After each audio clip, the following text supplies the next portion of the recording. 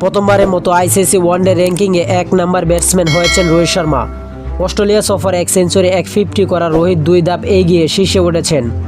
সতীর্থ অধিনায়ক শুভমান গিলকে সরে 1 নম্বর জায়গা নিয়েছেন রোহিত শর্মা। গিল নেমে গেছেন 3 নম্বরে। গত 1 দশক ধরে ওয়ানডে ব্যাটসম্যানদের র্যাঙ্কিংয়ে শীর্ষে 10-এ আসা যাওয়া করেছেন রোহিত। তবে 18 বছর ক্যারিয়ারে এর আগে তার সর্বোচ্চ র্যাঙ্কিং ছিল 2 নম্বর। বর্তমান রোহিতের রেটিং পয়েন্ট 781। এর আগে 38 বছর বয়সে অন্য কোনো ব্যাটসম্যান ওয়ানডে র্যাঙ্কিংয়ে শীর্ষে ওঠেনি। অস্ট্রেলিয়া সিরিজের শেষ ম্যাচে 50 করা বিরাট কোহলিও 1 ধাপ নিচে নেমেছেন। কোহলি এখন আছেন 6 নম্বরে। মিরপুর ওয়েস্ট ইন্ডিজের বিপক্ষে ওয়ানডে সিরিজের শেষ ম্যাচে 51 রান করা সৌম্য সরকার এগিয়েছেন 24 ধাপ। এই বাঁহাতি আছেন 62 নম্বর স্থানে।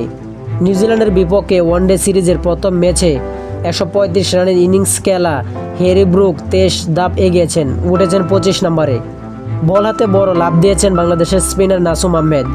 ওয়েস্ট ইন্ডিজের বিপক্ষে সিরিজের শেষ 2 ম্যাচে 5 উইকেট নেওয়ায় নাসুম 24 ধাপ এগিয়ে 47 নম্বরে উঠেছেন।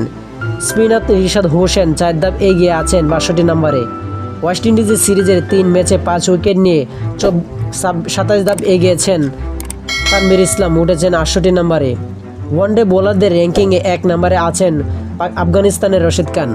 ওয়ানডে 1 নম্বর অলরাউন্ডার আজমতুল্লাহ ওমর জাজাইও আছেন। এই সপ্তাহে রাওয়ালপিন্ডিতে পাকিস্তানের বিপক্ষে টেস্ট জিতেছে দক্ষিণ আফ্রিকা। সেই ম্যাচের সেরা খেলোয়াড় হয়েছেন স্পিনার কেশব মহারাজ। সেই বোলারদের র্যাঙ্কিংয়ে আছেন 13 নম্বর স্থানে।